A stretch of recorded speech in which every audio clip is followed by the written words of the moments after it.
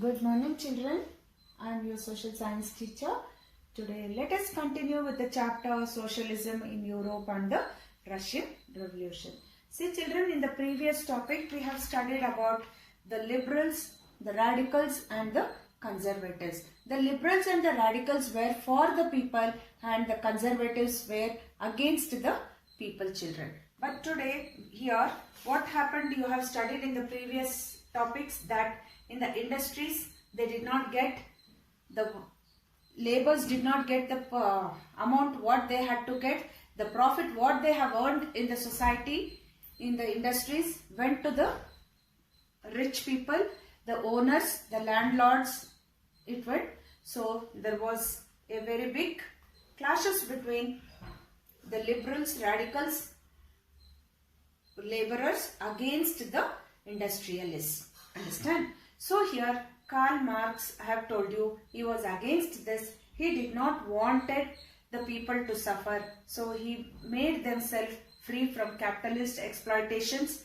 That is, they were being exploited in the industries. So he brought a full stop to that and he constructed a radically socialist society where all properties were socially controlled, and this would be a communist society, we have learned, children. So now today's topic, we are going to study about the Russian Revolution, the crisis of Tsarism.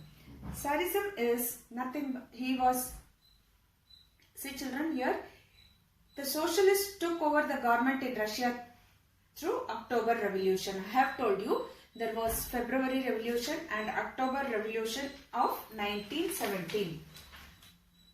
October Revolution. October Revolution 1917. Yeah, understand? The fall of monarchy in February 1970. There was a fall in February. Understand? And the events of October are normally called the, see, all these events which took place is called as Russian Revolution.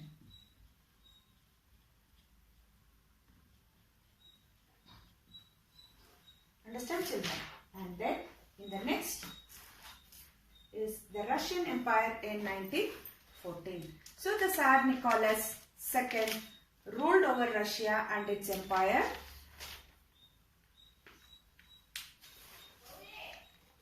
Besides the territory around Moscow, the Russian Empire included present-day Finland, Latvia, Lithuania,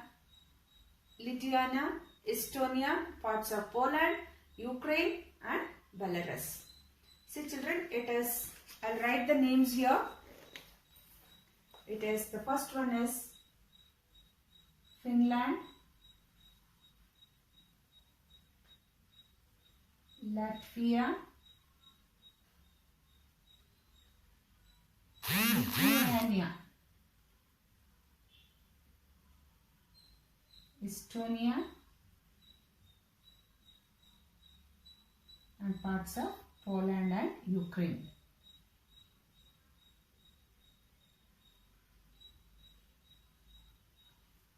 Understand, children? And Belarus.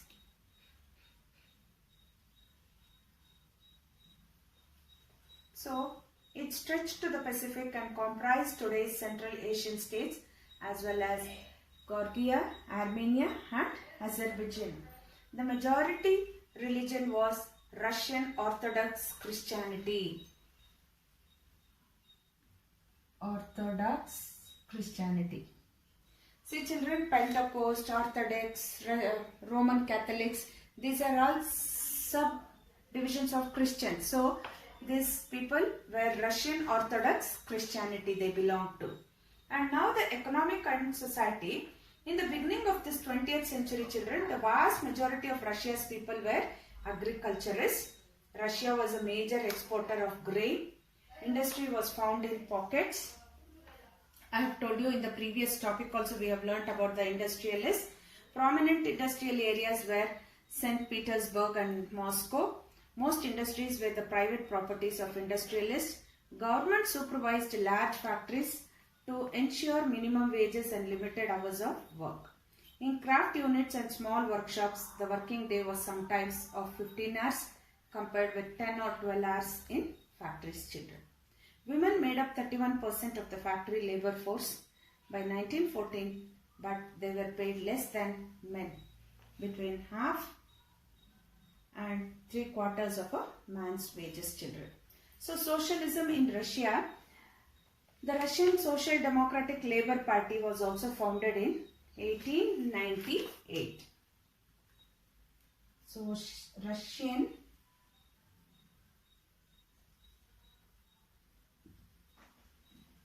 Social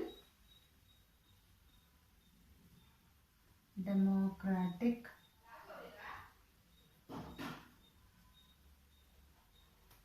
Labour Party. Labours are the workers' party, children. In the year 1898.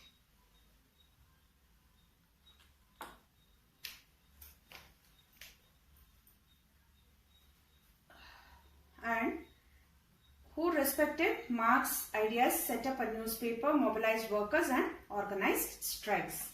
So Karl Marx organized these strikes, everything.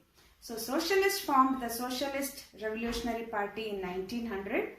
This party struggled for peasants' rights and demanded that land belonging to nobles be transferred to peasants. See children, in the previous chapter in the French Revolution, we have studied about the three groups: the peasants, the clergy and the nobles. So here from the nobles it has to be transferred to the peasants. This was again another revolution. First industrial revolution, now about the peasants, Socialist Revolutionary Party. In that party, about the farmers' problems has to be solved and transferred to the farmers' needs. So Vladimir Lenin, Bolshevik group this is, thought that in a repressive society like Tsarist Russia, the party should be disciplined and should control the number and quality of its member, children.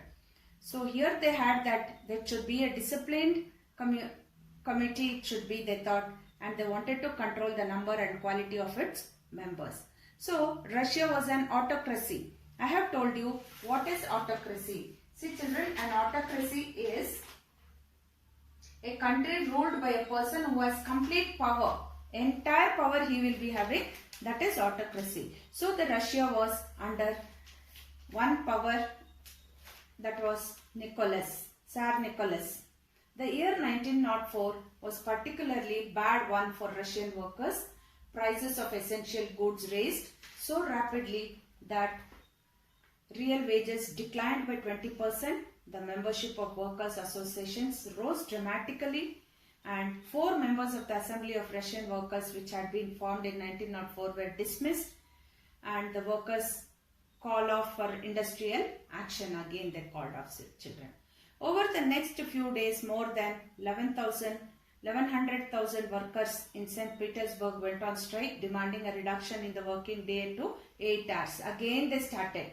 About the industrial revolution only it is taking place, children, and an increase in wages and improvement in working conditions. And when the processions of workers led by Father Gapon reached the Winter Palace, it was attacked by the policy and the Cossacks.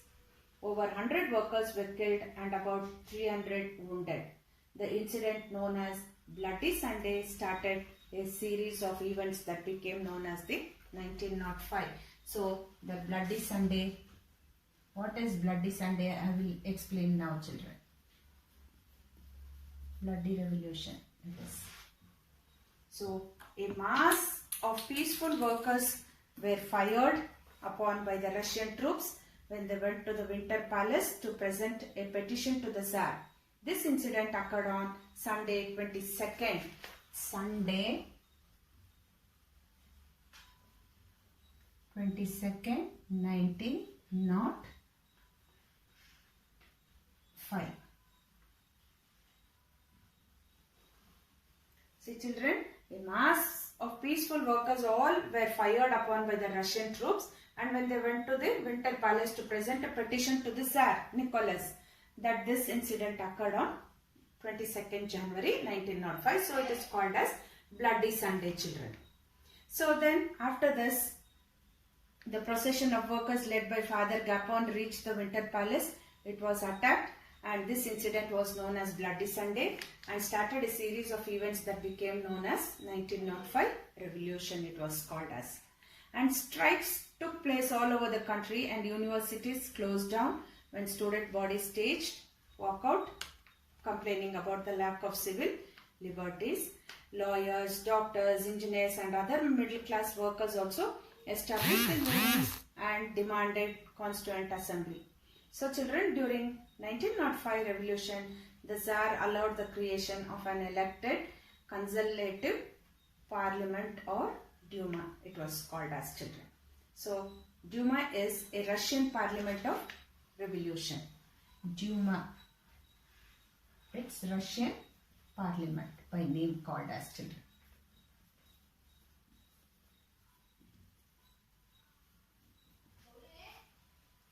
Thank you, children.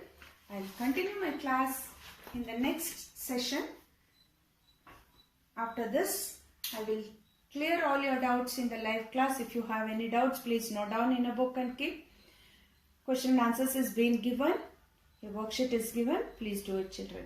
Thank you all. Have a nice day, children.